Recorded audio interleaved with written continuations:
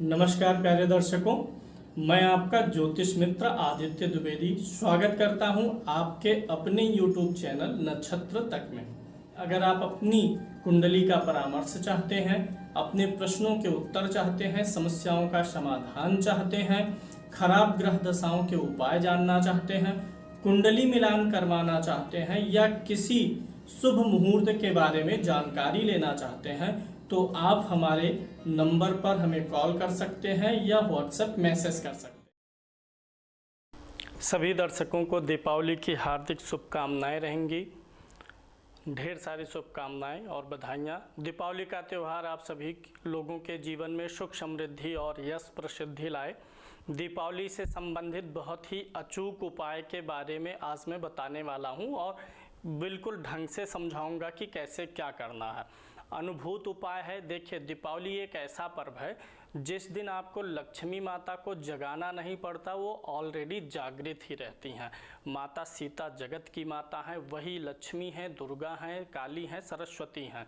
तो दीपावली के दिन लक्ष्मी माता का प्रवाह अपने आप ही पूरे संसार में रहता है, बशर्ते आप उनका स्वागत किस प्रकार से कर रहे हैं इसी पे निर्भर करता है कि आपके जीवन में कितना धन और समृद्धि आएगा। तो धन और समृद्धि के लिए यह उपाय बहुत ही कारगर है। जब आपके घर कोई आता है तो आप उसका स्वागत कहाँ करना चाहिए, या देखिए, जब बारात जाती है दुल्हन के घर तो द्वार पे ही स्वागत किया जाता है। तो जो भी दीपावली के पर्व में आप स्वागत की तैयारी करिए, कुछ ऐसी व्यवस्था करिए। मैं आपको मंत्र भी बताऊंगा और एक विशेष चीज़ भी बताऊंगा कि इस एकाक्षी नारियल है, इस नारियल का प्रयोग करके आप कैसे माता लक्ष्मी को प्रसन्न कर सकते हैं। तो ये सारी चीज़ें आज मैं कवर करूंगा। सबसे पहले तो आप ये समझिए कि आप जो है जितना सुंदर बना सकते हैं उतना सुंदर अष्टदल बनाइए। अबीर से, गुलाल से अष्टदल खूब सुंदर सा बनाइए। और भी डिजाइनिंग जो भी कलाकारी कर सकते हैं करिए। अपने घर की स्त्रियों का, बहनों का साथ लीजिए, वो लोग ज़्यादा बेहतर कर पाती हैं। तो आप तो एक तो अष्टदल वगैरह, कमल दल वगैरह बना लीजिए। ये अगर आपके घर के बाहर जगह है जहाँ से आपका घर शुरू होता है, अगर बरामदा वगैरह है तो वहाँ बनाएं। बरामदा नहीं है तो आप पोर्च में बनाएं। घर के एकदम से भीतर ना करें। जहाँ से आपका प्रवेश होता है घर में, वहीं पर आपको लक्ष्मी जी का स्वागत करना है, क्योंकि इस दिन पूरे वातावरण में माता लक्ष्मी का प्रवाह रहता है। बस आप ऐसी जगह अरेंजमेंट करिए जहाँ से आपके घर में आप जाते हैं, कोई सामान लाते हैं, जाता है, यानी एंट्री जहां पर है वहीं पर मुख्य रूप से आपको करना है। अष्टदल वगैरह आप बना लेंगे, सुंदर सुंदर सी डिजाइनिंग लाल पीले रंग से जो कुछ भी बना सकते हैं बनाइए। उसी के साथ में जो एक आवश्यक चीज है, जो भी आप बनाइए उसी के साथ में एक स्वास्तिक भी अवश्य बनाइए। स्वास्तिक आप अवश्य बनाएं और स्वास्तिक को भी लाल पीले सारे कलर से बना लीजिए। और करना क्या है, ये जो आप स्वास्तिक बनाएंगे इसके जो चारों खाने हैं, यानी यहाँ पर भी दीपक प्रज्वलित रहे, यहाँ भी दीपक प्रज्वलित रहना चाहिए। दीपक इन चारों खानों में प्रज्वलित आप कराइए। दीपावली के दिन ये चारों खानों में दीपक जले। और जो आपका अष्टदल है, ये सब है जो भी आपने बनाया हुआ है डिजाइन वगैरह, उन सब पे भी दीपक बनाइए। इसके अलावा एक चीज़ और करना चाहिए आपको। जो आपने अष्टदल बनाया, एक तरफ उसके हो गया आपका स्वास्तिक और दूसरी तरफ आपको श्रीम बीज अवश्य लिखना चाहिए। श्रीम बीज लिखेंगे तो बहुत ही लाभ आपको मिलेगा। इसको भी कलरफुल तरीके से लिखें और ऐसे ही एक श्रीम बीज बना दीजिए। इतनी बातें आपको समझ में आ रही होंगी। ये सब आपको करना है। और उसके अलावा 7 बर्तन, 7 मिट्टी के मिले या किसी भी चीज़ के मिले, 7 बर्तन आपको रखना है। और उन 7 बर्तनों में 3 3 6 1 7 7 बर्तनों में आपको 7 प्रकार के अनाज रखने हैं। 7 प्रकार के अनाज इन सभी में भर दीजिए। और हर अनाज के ऊपर एक एक सिक्का रख दीजिए, पैसा एक एक रुपया रख दीजिए, अधिक भी रख सकते हैं लेकिन एक एक रुपये कम से कम आप इसके ऊपर रख दीजिए, सातों जगह पर रख दीजिए। 7 बार भी होते हैं, 7 प्रकार के अनाज रखना है, 7 रुपए रखने हैं, एक एक रुपए का सिक्का करके आपको सभी के ऊपर रखना है। 2 नहीं रखना है, 3 रख सकते हैं, 5 रख सकते हैं, विषम की संख्या में एक एक रुपए सबके ऊपर रख दीजिए। फिर उसके बाद एक कलश की स्थापना करिए। कलश की स्थापना सब लोग जानते ही होंगे। कलश रहेगा, उसमें जल डाल दीजिए, कलश में यहाँ पर जल डालिए, थोड़ा सा अक्षत डाल दीजिए, फूल डाल दीजिए, इसी में सुपारी डाल दीजिए, दूब डाल दीजिए इसी में। और ये जो कलश रहे, ये जो आपने बनाया हुआ है डिजाइनिंग कुछ ऐसा बनाइए कि बीच में गोला रहे, इसी के ऊपर आपको रखना है। सादे नहीं रखना है, या तो कुछ यहाँ पर गाय का गोबर मिल जाए तो रखिए, ना मिले तो कुछ अनाज वगैरह डाल दीजिए, गेहूं वगैरह, उसी के ऊपर इस कलश को रख दीजिए। कलश के ऊपर आप एक पूर्ण पात्र रखिए। पूर्ण पात्र मतलब कलश के ऊपर किसी प्लेट में चावल रख दीजिए। चावल रख करके पंचपल्लो भी डालना है। आम का एक ऐसा डंठल तोड़ना है जिसमें 5 पत्तियां एक साथ लगी हों, ऐसा डंठल तोड़िए और उसका डंठल इतना लंबा हो कि पानी में नीचे तक पहुँचे। उसको इसमें डाल के इसके ऊपर एक पूर्ण पात्र रखना है, यानी एक प्लेट में, मिट्टी का प्लेट ज़्यादातर प्रयोग करें तो ज़्यादा अच्छा है। ये प्लेट भी मिट्टी का रहे, दीपावली में मिट्टी के बर्तन मिलते हैं हर जगह, तो मिट्टी के प्लेट में चावल रख दीजिए। उस चावल के ऊपर एक पानी वाला नारियल रखिए, लाल कपड़े में लपेट के, लाल कपड़े में लपेट के पानी वाला नारियल रख करके कलश को यहाँ पर आप कर दीजिए स्थापित। अब आपको 2 चीज़ें और करनी है। एक तो ये जो एकाक्षी नारियल होता है, थोड़ा सा स्पेस में बना लेता हूँ, और एक चीज़ आती है लक्ष्मी की कौड़ी, कौड़ियाँ जिसको बोलते हैं। तो ये जो एकाक्षी नारियल है आपका, इस एकाक्षी नारियल को लाल धागे से या लाल रक्षा सूत्र से लपेट दीजिए और उसी पे लपेट करके, इसको लपेट करके, और जो कौड़ियाँ आपने ली हैं कम से कम एक कौड़ी रहे और एक एकाक्षी नारियल रहे, ये दोनों लाल धागे से लपेट करके जो आपने कलश स्थापित किया है, जहां आपने पानी वाला नारियल रखा है, उसी पे इसको भी रख दीजिए। और हर यहाँ पे जैसे कोई भी नवरात्रि है, दीपावली है, देवी पूजन में लौंग और इलायची का बड़ा महत्व होता है, लौंग का तो विशेष रूप से।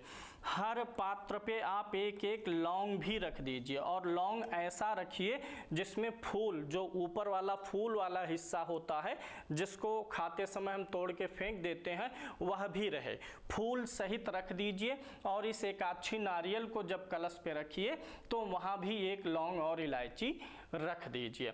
इतनी सारी व्यवस्था आपको करनी चाहिए। और एक जो मुख्य दीपक है उसमें इतना तेल रखिए कि वो रात्रि भर जले। ये तो हो गया स्वागत की विधि। फिर इसके बाद क्या करना है, दीपावली इस बार 24 अक्टूबर को मनाई जाएगी। छोटी दीपावली, बड़ी दीपावली दोनों एक साथ ही पड़ जाएगी। हाँ, एक और महत्वपूर्ण चीज़ अभी जो मुझे याद आया, 23 तारीख को धनतेरस है। इसमें याद रखिएगा धनतेरस के दिन, और यह वीडियो सबको शेयर भी कर दीजिएगा अपने परिवार में, नात रिश्तेदारों में, सबको शेयर करिएगा। धनतेरस को आप बहुत सारे सामान खरीदते हैं और प्रथा बना दिया गया कि सोना खरीदा जाए, चांदी तो और भी अच्छा है। ऐसा कुछ नहीं है, जिसका जो बजट हो वो खरीदे। लेकिन एक चीज़ बहुत ज़रूरी होता है धनतेरस को, एक्चुअली जब हम अपने घर में झाड़ू लगाते हैं, पोछा करते हैं, वो किस लिए करते हैं? वो साफ सफाई के लिए करते हैं ना। साफ सफाई से क्या होगा, घर अच्छा रहेगा, बीमारी दूर रहेगी। उसका एक अंदरूनी लॉजिक ये भी है कि हम खराब चीज़ों को घर से निकालना चाहते हैं। तो अगर हम आध्यात्मिक दृष्टिकोण से देखें तो हम अपने घर से क्या निकालना चाहते हैं? रोग निकालना चाहते हैं और दरिद्रता निकालना चाहते हैं। तो झाड़ू लगाने से ये 2 चीज़ें भी दूर होती हैं। तो अगर आपको अपने घर से दरिद्रता दूर करना है तो धनतेरस के दिन आपको झाड़ू अवश्य खरीदना चाहिए। ये सब जो आप बेदी वगैरह बनाएंगे, इस बेदी पर एक छोटे से लकड़ी के बजोट पर, पीढ़े पर जो आप लक्ष्मी गणेश की मूर्ति खरीद के लाए हैं या कोई मूर्ति पहले से ही है तो उसे भी स्थापित कर दीजिए। और धनतेरस के दिन सबसे महत्वपूर्ण चीज झाड़ू अवश्य खरीदिए। नोट कर लीजिए इस पॉइंट को दिमाग में और सबको बताइए अपने शुभचिंतकों को कि धनतेरस के दिन झाड़ू अवश्य खरीदना चाहिए। और उस झाड़ू को भी उसी आसपास में जहां पर आपने पूरी बेदी तैयार की है उसी के आसपास उस झाड़ू को भी रखिए। थोड़ा सा फूल, थोड़ा सा अक्षत, कुमकुम कलश पे डाल दीजिए, इन 7 पात्रों पर डाल दीजिए, पैसा वैसा जो रखें उस पर पड़ जाए, नारियल पे पड़ जाए, फूल वगैरह आपके पास है उसको चढ़ा दीजिए, दूब चढ़ा दीजिए। ये सारी क्रिया, किसी विधान की जरूरत नहीं है कि आपको कोई मंत्र बोलना है, क्योंकि पर्व काल अपने आप में जागृत समय होता है। नवरात्रि हो गया, दीपावली हो गया, महाशिवरात्रि हो गया, जन्माष्टमी हो गया, इस दिन वे देवता अपने आप जागृत होते हैं। बस आपको उनका स्वागत कर लेना है कि कितने अच्छे तरीके से, कितने सच्चे हृदय से, जो भी आपकी सामर्थ्य उस हिसाब से आप कितना स्वागत कर पा रहे हैं, सिर्फ वही आवश्यक है। तो उसी बेदी पर आप फूल अक्षत लगा दीजिए, धूप चढ़ा दीजिए, कलावा थोड़ा थोड़ा सा चढ़ा दीजिए, कुछ सेंट स्प्रे कर दीजिए, सुगंधित कर दीजिए। और ये जो चारों बातियां इसमें आपको डालनी हैं, ये 4 मुखी वाली रहनी चाहिए, मतलब इसमें चारों बातियां जलें तो और भी अच्छा है। चारों दिशाओं में एक एक बाती जलना चाहिए।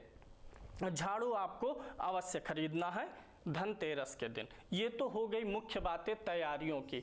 अब उस दिन आप ऐसा क्या करें कि माता लक्ष्मी तक आपकी आवाज़ पहुँचे। देखिए, ये सब तो जैसे आपके घर कोई अतिथि आ रहा है तो आप अच्छा उसके लिए व्यवस्था करते हैं, उसके लिए अच्छी व्यवस्था, जैसे कि खाने की, रहने की, बैठने की, तो ये सारी चीज़ें हो गई उसके लिए, स्वागत के लिए। लेकिन अब उनको बुलाना है। आपने देखा होगा, पढ़ा होगा, पुराने समय में जब भी देवताओं की, भगवान विष्णु की, शंकर की, लक्ष्मी की स्तुति करते थे लोग, तो बहुत सारी शनि स्तुति हो गया, शिव स्तोत्र हो गया। स्तोत्र मतलब स्तुति, तो स्तुति मतलब प्रार्थना करना और उस चीज़ का ध्यान अपनी तरफ खींचना। तो दीपावली के दिन आप ये सारी तैयारी की और माता लक्ष्मी पूरे वातावरण में प्रवाहित है, तो आप उनको अपनी तरफ, अपने घर की तरफ कैसे आमंत्रित करेंगे। बहुत अच्छा विधान मैं आपको दे रहा हूँ। ये कलश वगैरह स्थापित करना अनिवार्य है। और जहाँ पर आपने ये सारी चीज़ें की हैं वहीं पर एक आसन लगा के बैठ जाइए। आसन लाल रंग का रहे तो और भी अच्छा है। आसन लाल रंग का रहे, अच्छा है। 3 बार जल पी लीजिए, आचमन कर लीजिए। 1 बार जल पीजिए ओम केशवाय नमः बोल के, दूसरी बार पीजिए ओम माधवाय नमः बोल के, तीसरी बार ओम नारायणाय नमः बोल के। फिर हाथ धुल लीजिए, अपने ऊपर जल छिड़क के कृष्ण भगवान का ध्यान कर लीजिए। इतने से आपका पवित्रीकरण हो गया। उसके बाद लाल आसन पे बैठिए और एक तुलसी की माला लीजिए, रुद्राक्ष की माला लीजिए या कमलगट्टे की माला लीजिए। एक माला लेना है और माले को गौमुखी में या लाल वस्त्र से ढक लेना है, खुला नहीं छोड़ना है। उसके बाद एक बार गणेश जी का ध्यान कर लीजिए। गणेश जी का श्लोक तो सबको याद ही होगा, गजाननम भूत गणाधिसेवितम कपित्त जम्बू फलचारुभक्षणम उमासुतम शोक विनाश कारकम। तो इस श्लोक का पाठ कर लीजिए एक बार। फिर उसके बाद मैं एक मंत्र दे रहा हूँ, इसी मंत्र का जप करना। बड़ा जबरदस्त मंत्र है, आप दीपावली के दिन करिए, फिर ये मंत्र अपने आप सिद्ध भी हो जाता और इस मंत्र से माता लक्ष्मी बुलाने पर अवश्य ही आती हैं। और फिर जब भी नवरात्रि आए, चंद्र ग्रहण आए, होली आए, दीपावली आए, बार बार इस मंत्र का आप जाप कर सकते हैं। मंत्र कौन सा है मैं लिख देता हूँ और हवन भी कैसे करेंगे ये भी मैं आपको बताऊंगा। मंत्र है, मैं लिख रहा हूं और आप सुनिए, उच्चारण भी जान जाएंगे। मंत्र जो आपको जाप करना है, ओम श्रीम महालक्ष्मै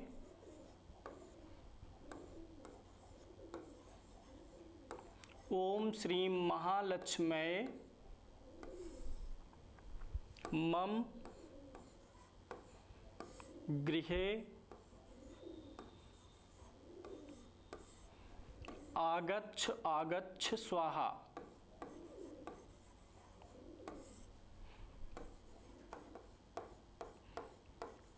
ये कोई तांत्रिक मंत्र वगैरह नहीं है, ये सिर्फ माता लक्ष्मी को बुलाने का मंत्र है, जिस मंत्र के ही अंत में स्वाहा जुड़ा होता है। स्वाहा मतलब होता है आओ। महालक्ष्मी मतलब हो गया सिर्फ एक प्रकार की लक्ष्मी नहीं, हर प्रकार की लक्ष्मी के रूप में आएंगी। मम गृह मतलब मेरे घर। हे माता महालक्ष्मी, आप मेरे घर आइए आइए, स्वागत आप कर रहे हैं। अब अगर आप कोई बिजनेस व्यवसाय करते हैं तो आपका बिजनेस व्यवसाय खूब बढ़ने लगेगा, क्योंकि लक्ष्मी तो वहीं से आएंगी जहां से आपकी इनकम है। घर में प्रेम आएगा, स्त्री के साथ में आपका संबंध और मधुर होगा। तो इस मंत्र का ही बड़ा दिव्य प्रभाव है। जब भी होली आए, होलिका दहन हो, होलिका दहन के दौरान होलिका के 11 फेरे लगाइए, 11 परिक्रमा होलिका के करिए और इसी मंत्र का जाप करिए परिक्रमा करते हुए। दीपावली आए तो जिस प्रकार से पूरी विधि मैंने बताई है, उसी प्रकार से पूरी विधि का आप उपयोग करिए और यही मंत्र बोलते जाइए। जब आपका यह मंत्र 108 बार हो जाए, कम से कम 1 माला, और जो लोग साधना में निपुण हैं, बैठने में सक्षम हैं, वे इसको और अधिक जाप करें। 3 माला, 5 माला, 11 माला, जितना अधिक से अधिक हो जाए उतना ही बेहतर है। फिर जब आपका यह कंप्लीट हो जाएगा मंत्र जाप, कम से कम 108 बार तो करना ही है। जब आपका ये मंत्र कंप्लीट हो जाए तो हवन आवश्यक है। इस विधि से कोई पूजन करता ही नहीं है। माता लक्ष्मी को बुलाइए, आवाहन करिए। जब आपने आवाहन करके बुला लिया इस तरीके से, और फिर उसके बाद जब आप हवन कर देंगे तो वह माता लक्ष्मी आपके घर में स्थिर होके बैठ जाएंगी पूरे साल भर तक। क्या करना है, आपको काला तिल लेना है। काला तिल रहेगा, एक दिन पहले ही ले लीजिए और इसे साफ करके धुलवा के सुखवा लीजिए। काला तिल आप ले लीजिए, 1 किलो ले लीजिए। अगर क्षमता नहीं है तो आधा किलो लीजिए। जितना अधिक से अधिक हवन कर सकते हैं वो भी करिए। काला तिल 1 किलो रहेगा और इसी में घी मिलाना है। घी भी अच्छी क्वालिटी का मिल जाए तो ले लीजिए। घी रहेगा इसमें 250 ग्राम। 250 ग्राम घी में 50 ग्राम बचा लीजिए और 200 ग्राम मिला दीजिए। 50 ग्राम आपको अलग से बचा लेना है। और सबसे मेन चीज जो है कमल गट्टा है। कमल गट्टा यानी कमल का बीज होता है काला काला, ये भी आपको दुकानों पर मिल जाएगा। जो भी आपको ना समझ में आए, जैसे पंचपल्लव ना समझ में आया हो तो गूगल पे सर्च कर लीजिए, इमेज गूगल इमेज में देखेंगे समझ जाएंगे। कमल गट्टा भी काला काला होगा, कमल का बीज होता है सूखा हुआ। माता लक्ष्मी किस चीज पे विराजमान है? कमल पर, कमल के आसन पे हैं, तो कमल के बीज उनको ज्यादा प्रिय हैं। तो कमल गट्टा ले लीजिए। इसी में आप 250 ग्राम कम से कम, या आधा किलो, 1 किलो, जितना अधिक हो सके। इसी में आपको गुड़ मिलाना है। गुड़ आपका रहेगा आधा किलो, मीठा हो जाए, क्योंकि मीठा भोजन सबको, बिना मीठे के आप किसी को खीर खिलाएं, सिवई खिलाएं, भोजन कराएं तो अच्छा नहीं लगेगा। तो गुड़ हो जाएगा आधा किलो इसी में। और 5 मेवा ले लीजिएगा। 5 मेवा देख करके अच्छा जो शुद्ध हो, काजू हो गया, बादाम हो गया, छुहारा हो गया, गरी हो गया, किशमिश हो गया, 150 रुपए का ले लीजिए। और आता है गुग्गुल। गुग्गुल क्या चीज़ है, जब आप सर्च कर लेंगे तो जान जाएंगे। गुग्गुल भी 150 रुपए का ले लीजिए।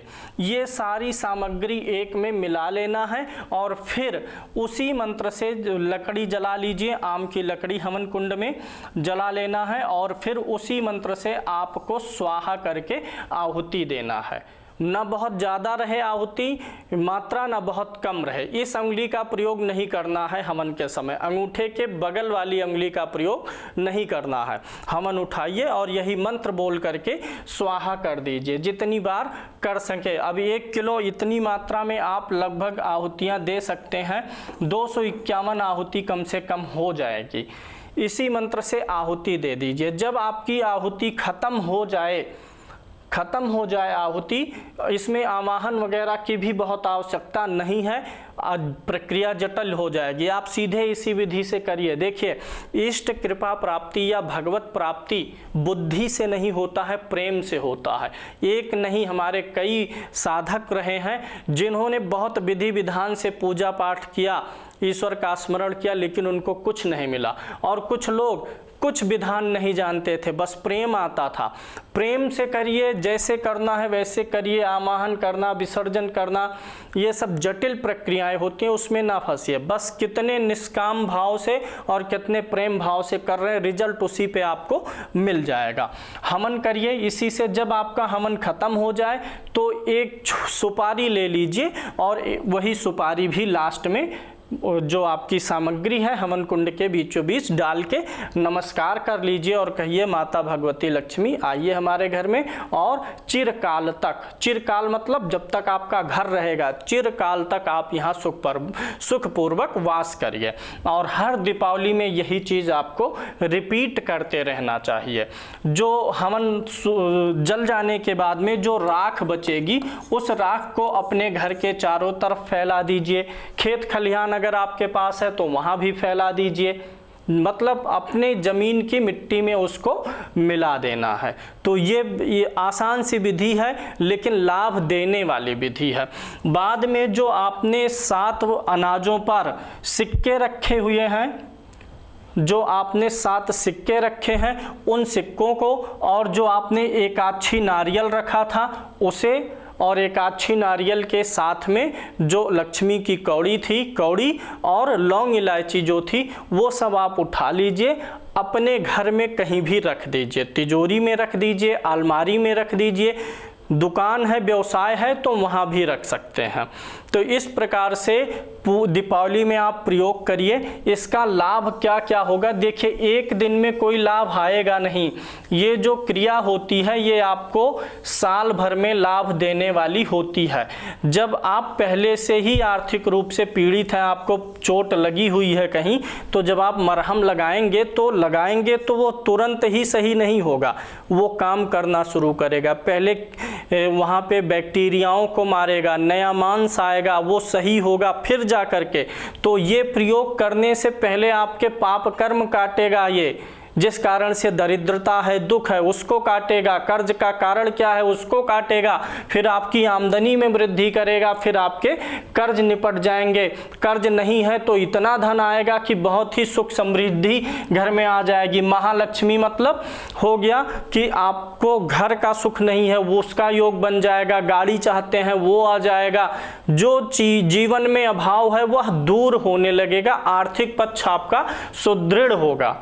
अगर आप दीपावली में रिपीट किए, फिर नवरात्रि में किए, फिर उसके बाद ग्रहण में किए, साल भर में 2-3 बार रिपीट करते करते साल भर के भीतर ये 6 महीने तक का वक्त ले लेता है, 4 से 6 महीने, लेकिन साल भर में आप समझ लीजिए बड़ा दिव्य लाभ होगा। फिर आप कभी इस विधि को भूलेंगे नहीं। उम्मीद है यह आपको समझ में आ गया होगा। विधि मैंने आपको बताई, आप स्वयं करेंगे तो आपको देख करके आपकी आने वाली पीढ़ियां देखेंगी, सीखेंगी।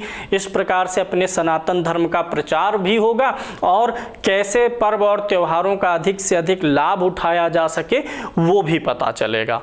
चलिए, आज के लिए इतना ही। सभी के लिए जय माता महालक्ष्मी।